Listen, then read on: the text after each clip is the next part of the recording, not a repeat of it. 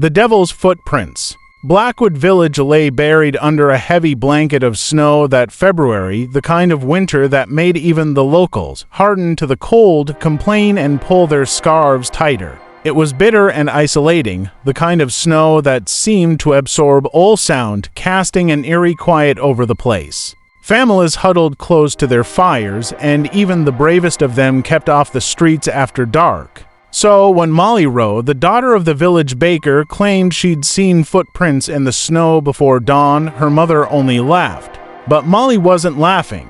She tugged on her mother's coat, pointing outside with wide, fearful eyes. "Mum," she whispered, "they were right there. And there. Strange." Her mother ruffled her hair and brushed it off as an animal trail. But the morning light revealed something that made her mother's hands stop in midair. Footprints, strange, sharp, narrow marks in the snow, each like the print of a tiny cloven hoof. The tracks stretched out in an unbroken line, from one end of the village to the other, cutting across the roofs of cottages, winding up walls, even leaping impossible distances. It was as if whatever made them didn't care for gravity.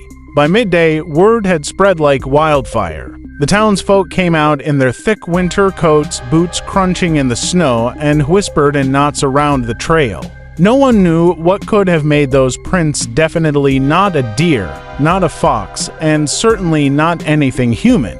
"They're like devil's marks," muttered Mr. Tully, an elderly man whose parents had once whispered stories of such things to him.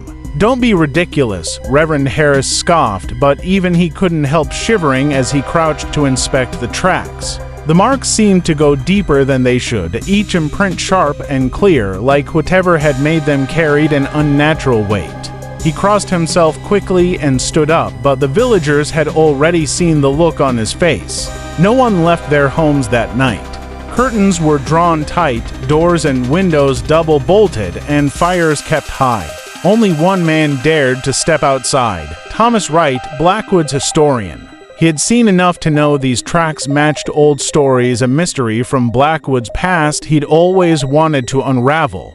Thomas was the kind of man who, after years of living alone, had grown immune to local superstitions. He had stacks of old journals, maps, and records that he'd gathered over the years, detailing Blackwood's past with more precision than any local could remember. He'd heard tales about the devil's footprints, cloven marks that had appeared every 50 years, always after a severe winter, always trailing across Blackwood with no beginning and no end. They'd appeared last in 1805, before that in 1755, and each time death and misfortune seemed to follow. As Thomas walked through the snow with a lantern in hand, he followed the trail out toward the edge of the village. The footprints cut through the fields and disappeared into the dense woods. He hesitated. He knew how the villagers would call him mad for venturing this far, but he couldn't shake the pull of those marks. Lantern light flickering, he pressed into the forest. The wind was biting, sharp against his skin, and the trees creaked ominously. The prints seemed to lead him deeper and deeper, winding through old, forgotten paths he'd only seen on his old maps. Then he spotted something through the trees, a faint glow, like firelight. As he drew closer, he realized the light was coming from an old stone ruin, partially buried in snow and ivy. Blackwood's records hinted at an old chapel here, long abandoned and rumored to be cursed, but even he'd never found it. The footprints stopped just outside the ruin's entrance.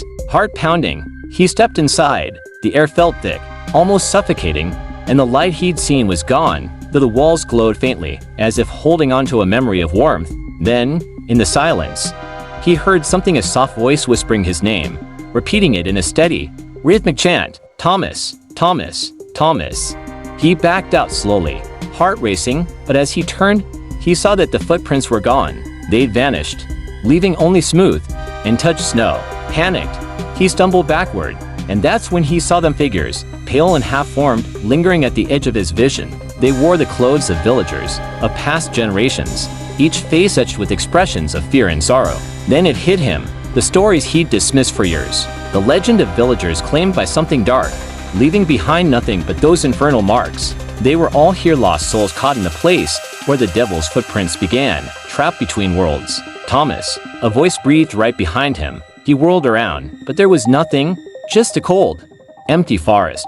He started running, crashing through the snow, tripping and staggering as he made his way back to Blackwood. He didn't stop until he was back at his own front door, locking it behind him with shaking hands. In the days that followed, Thomas rarely spoke. He stayed indoors, blinds drawn, watching the snow outside with wary eyes. The townsfolk, too, remained uneasy. Whispers of the devil's footprints lingered in every conversation, rumors spreading that misfortune had begun to creep into their lives. Sick animals, sudden accidents, families falling ill without cause. Then one evening, as Thomas sat alone, he heard a light tap on his window. He froze, holding his breath, and the tapping continued steady, rhythmic, in a pattern that felt too familiar. He looked up, and there on the snow-covered windowsill were fresh hoofprints, trailing off into the night. The footprints had returned, right to his door, just as they had to all those who had seen them before. And that night, Thomas Wright vanished, leaving only a single line of cloven footprints leading from his doorstep into the depths of the forest.